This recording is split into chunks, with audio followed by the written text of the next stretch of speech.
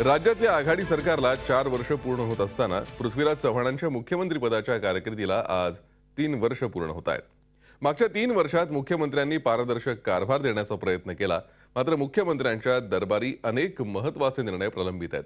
दुसरीकडे राष्ट्रवादीला संधी मिळेल तिथे अडचणीत आणण्याचा प्रयत्न मुख्यमंत्र्यांनी केलेला दिसतो.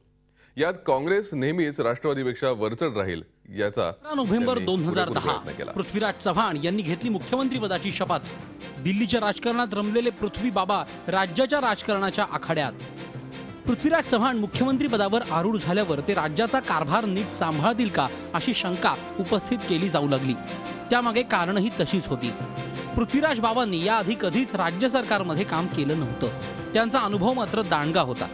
मात्र मागील 3 वर्षात त्यांनी राज्य सरकार आणि राज्याच्या राजकारणावरही आपली पकड अगदी घट्ट बसवली. राज्यातील एखाद्या कसलेल्या राजकारण्यापेक्षा ते राज्याच्या राजकारणात आता वरचढ झाले आहेत. आदर्श घोटाळ्याच्या पार्श्वभूमीवर अशोक चव्हाण यांना पायउतार होऊन पृथ्वीराज बाबा त्या पदावर आरूढ झाले होते. त्यामुळे भ्रष्ट काँग्रेसी सरकार ही प्रतिमा पुसण्याचं प्रमुख आव्हान त्यांच्या समोर होतं. त्यात ते बऱ्याच अंशी यशस्वीही झाले. राज्य सहकारी बँकेवर प्रशासक नेमणं, सिंचन घोटाळ्याची चौकशी, बिल्डर्स आणि ठेकेदारांना लावलेला चाप यामुळे जनमानसात त्यांची प्रतिमा उजळत गेली. पृथ्वीराज बाबा यांचा आपली स्वच्छ प्रतिमा जपण्यावर बराच भर असतो. त्यामुळे कुठलाही निर्णय घेताना किंवा कुठलीही फाईल क्लिअर करताना ते त्याच्यावरती 10 वेळा विचार करतात. परिणामी फाईल पेंडिंग राहत आहे आणि फाईल मंजूर होत नाहीत, निर्णय जलद गतीने होत नाहीत अशी ओरड त्यांचे मंत्रिमंडळातले सहकारी करत आहेत.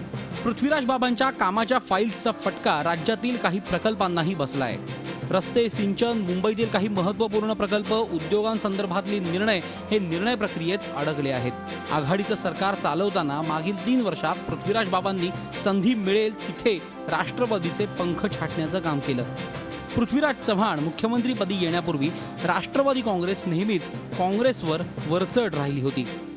जिथे संधी मिळेल तिथे तिने काँग्रेसला दाबलं होतं. मात्र आता उलटं घडतंय. 3 वर्षांच्या मुख्यमंत्रीपदाच्या काळात पृथ्वीराज चव्हाणांनी संधी मिळेल तिथे राष्ट्रवादीला अडचणीत आणण्याचा प्रयत्न केला. कामं तर करायचीच आहे, पण खूप मोठा आपण पसारा मांडून ठेवला आहे. 70-71 हजार कोटीची कामं प्रलंबित आहेत. मोठ्या मोठ्या जलसिंचन योजनाचे पैसे मात्र दरवर्षी 7-8 हजार कोटी मिळतात आणि त्यामध्ये कामं पूर्ण झाल्यानंतर किमती वाढत जातात. हे दुष्टचक्र मोठ्या योजनांचं आहे. म्हणून आम्ही अगदी लक्ष केंद्रित करून काही ठराविक योजना, लास्ट माईल प्रोजेक्ट त्या अगदी शेवटच्या टप्प्यापर्यंत आलेल्या 90% काम झालेलं आहे. थोडंसं कुठंतरी गडबडीचं काम राहिलं आहे, कुठंतरी थोडासा कालवा पूर्ण करायचा राहिला आहे. ही कामं प्राधान्याने आम्ही खेळा. मागील 3 वर्षात त्यांनी राज्यासमोरील अनेक प्रश्न मार्गी लावण्याचा प्रयत्न केला. त्यात प्रामुख्याने दुष्काळ निवारण्यासाठी झाल्याने सिंचनाचे अपुरे प्रकल्प पूर्ण करणं, शहरी भागातील वाढत जाणारी वाहतुकीची समस्या, मुंबई आणि परिसरातील जुन्या आणि मोडकळीला आलेल्या आणि अनधिकृत इमारतींचा प्रश्न, उद्योग क्षेत्रातील राज्यातील स्थान टिकवण्याचं आव्हान अशी काही प्रमुख आव्हानं चव्हाण यांच्या समोर आहेत.